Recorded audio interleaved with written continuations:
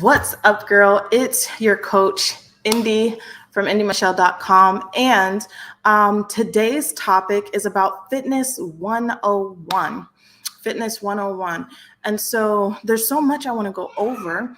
And so this is basically like if you had no idea where to start, what to do going forward on like how to get that tone sculpted body that you want. How can you reach 10 pounds weight loss every 30 days? What's the most important thing and priority?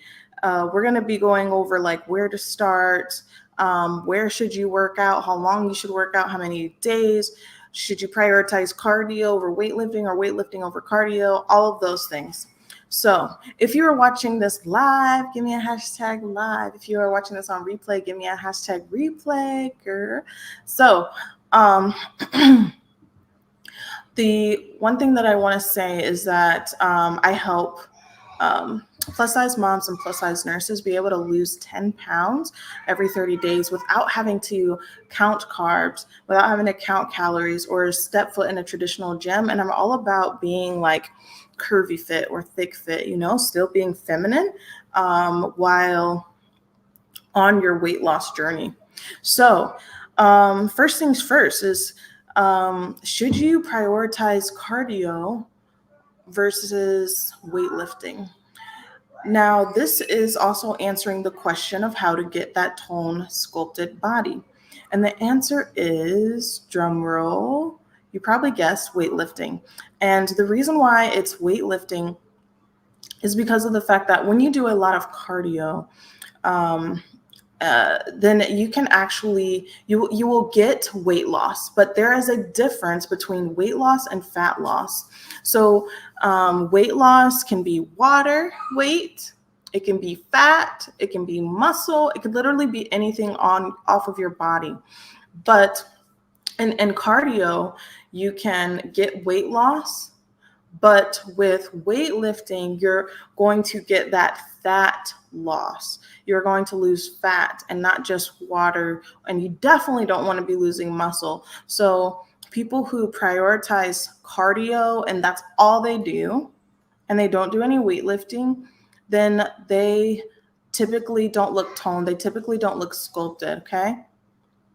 So that's one thing that I want you to prioritize. So cardio is really good for creating a calorie deficit for us because you do burn a lot of calories. However, you want that muscle mass on your body in order to have that tone and sculpted look, okay? Because a lot of times women say, well, I want my arms not to be like flabby. And so it's like, okay, well, you got to build the muscle. And then, I want my legs to be firm. I want a juicier butt. Okay, so growing the butt is all about growing the glutes, which ultimately is about building your glute muscles, or firming your legs is about getting muscle mass on your body. And the best way to do that is by lifting weights. You will not look manly because we don't have enough testosterone in our body in order to do so. We have testosterone, but not enough. Okay. And so the women that do look super bulky, they're usually taking substances, supplements, or even steroids in order to look that way, or hormone replacement type of thing. Goes back to steroids. So then what about like, do I have to, thank you for sharing. Do I have to do gym workouts, home workouts? What about group fitness versus customized workouts? Really, really good questions. Maybe something you haven't even thought about. So the thing about gym versus home is that part does not matter. That is your preference. Typically at the gym, people have more access to more equipment. For someone like me that's been growing their home gym for years, then I typically work out at home because I always had the mindset of, usually when you have a gym membership, you are paying to keep someone else's lights on, and majority, 90% of people that have a gym membership do not use it. And the reason why they don't cancel is because they feel like if they do, then they're giving up on their goals and they're giving up on themselves and their weight loss goals. But if you have the equipment at home, there's literally no excuse. You can fit it at any time. You cut down on commute. You can dance in between sets, which I love to do. So drop me a heart if that's something you like to do too. But you can also wear whatever you want. Like you can literally roll out of bed in your PJs, work out in your PJs. For my nurses, working out in your scrubs, but I also used to work out in my scrubs at the gym too. So that part, is either or. But it doesn't matter what building you are in. That's not what's going to get you results. The building itself is not going to get you results. It's the work ethic that you put in and the equipment that you're using. And so if you have access to more equipment, by all means, go to the gym. But definitely you can get results at home. So anybody who says that home workouts do not work, then they are simply lying, because the building that you do it in does not matter. All right. So what about group fitness versus customized fitness? Now, group fitness is not going to get you as much results. And here's why. Because it's not customized to you and your personal needs, duh. And so if you are looking for the glutes, then obviously if you have a personal trainer that can schedule in weekly glute prioritization into your weekly schedule, then that's going to get you more results than going to Orange Theory and doing a class with everybody and you're just like working the whole body. Or it's whatever day you show up to, then that's what you're doing. Whereas with customized workouts, you can collaborate with your personal trainer in order to make sure that the body parts that you want to prioritize are prioritized throughout the week. Make sense? And so not that you won't get results at all with group fitness. However, if your goal is specific, then you want customized. Next thing is, how do I fit it into my schedule? And so with that, I would say the best thing to do, I love Google Calendar and pen and paper. So I'm both Google Calendar and a pen and paper person. Write out your work schedule first, then anything that has to do with your kids or any doctor's appointments. And then after that, you need to prioritize your fitness. Does that make sense? So say you're a nurse and you work 3 shifts a week, say you work them 3 days in a row, excuse me, then what you can do is, like, say you work Friday, Saturday, Sunday, and you want a day off for rest. So you rest on Monday, and then you would want to work out on Tuesday and Wednesday, maybe Thursday, or however you want to do it. But essentially, if it's not planned out, it's not going to get done. The main thing about setting fitness goals is planning, because it's shown and proven that the more specific you are with your goals, the more you will actually get results. So when you know where you're going to work out, what time you're going to work out, what day you're going to work out. Hold on, I'm doing a fitness class really quick and I'll be done. Mom, did you even get any orange juice that I said? Yes. Hold on, boo-boo. But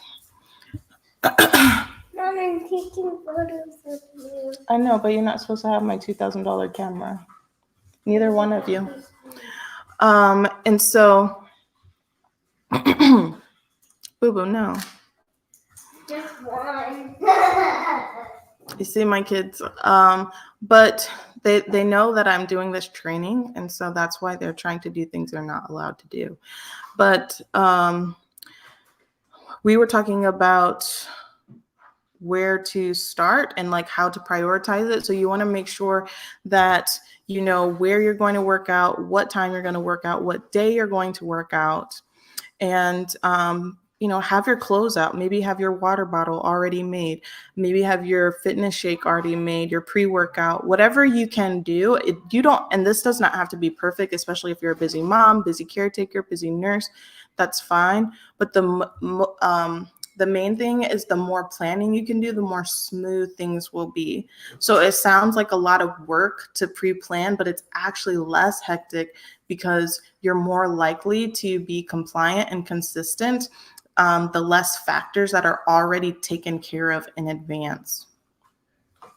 So then the next thing is like, you know, how do I know like what moves to do, this and this and this? So, you know, one of the things that is really cool about when you first join a gym is they typically give you like a free personal trainer, like one day, like one free session to try out personal training. So that was a great place for me to start personally because I was taught basic moves by the personal trainer back when I was like 18 years old and I had first joined a gym, you know, as an adult. And so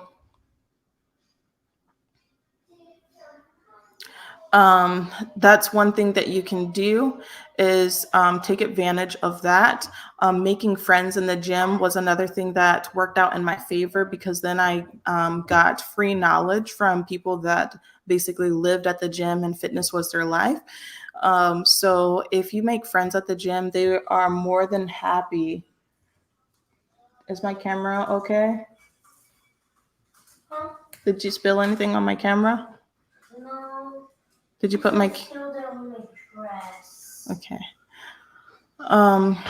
And so making friends at the gym's a really good option. And then another place is like support groups, YouTube. And if you have a personal trainer that you have one-on-one access to, then obviously that's going to be a really great resource to you to have access to, because then you can ask all the questions.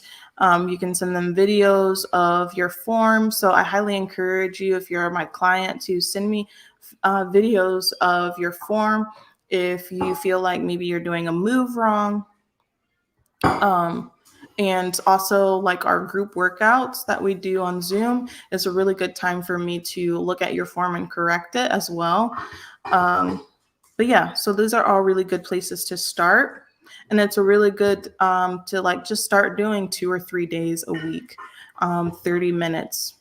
20, 30 minutes is a really good place to start. And then just over time, once you've mastered, you know, 20, 30 minutes consistently for 2 to 3 days a week, then you can add more frequency later. But consistency is going to be more valuable than frequency.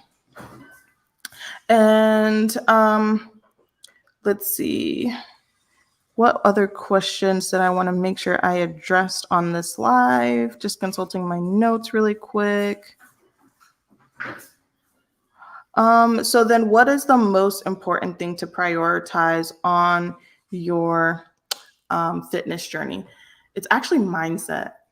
So I don't know if that surprised you guys, but if this makes sense, then drop me some fire down below.